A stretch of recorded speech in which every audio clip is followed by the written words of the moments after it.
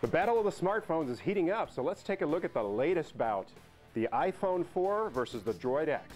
In this corner, weighing in at 4.8 ounces and standing tall at 4.5 inches, out of Cupertino, California, is the Apple iPhone 4.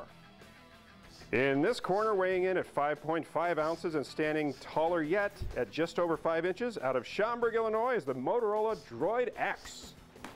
So round one, displays. Clearly, the Droid is a larger display, and so from the standpoint of taking a look at anything on the web, reading emails, the clear winner in the display category, round one, the Droid X. The Droid X has an 8 megapixel camera, while the iPhone 4 has a 5 megapixel camera, which would make you think that the Droid actually would take better pictures, but that's not the case. In all of our tests, the iPhone 4 outperformed the Droid X from the standpoint of color clarity, quality, and depth of the pictures. So round two goes to the iPhone 4. Both these devices have upgraded battery capabilities. The talk time for an iPhone 4 is rated at 7 hours, while the talk time on the Droid X is rated at 8 hours. However, if you're using it for general surfing, the battery standby time is rated at 300 hours for the iPhone 4 and 220 hours for the Droid X. So people making lots of phone calls, the Droid X battery is probably more suited. If you're surfing around and doing a lot of social media, the iPhone 4 battery is probably better suited. But the clincher in all this is the iPhone 4 does not have a replaceable battery, and the Droid X does. And the winner of round three for batteries goes to the Droid X. Round four, applications. One of the biggest reasons people buy smartphones is for the applications. The iPhone's been out a lot longer and has over 200,000 applications. The Droid marketplace is relatively new, so there's only 65,000 applications at this point.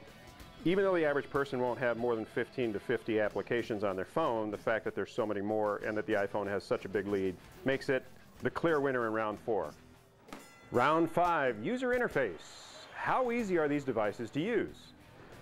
The iPhone platform is pretty linear. Everything works pretty much the same way. You just go back and forth and every screen pretty much comes up the same way.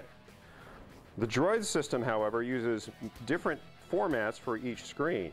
So it's a little more confusing for the new user, but at the end of the day, the user interface, once you've gotten used to it, becomes less of an issue.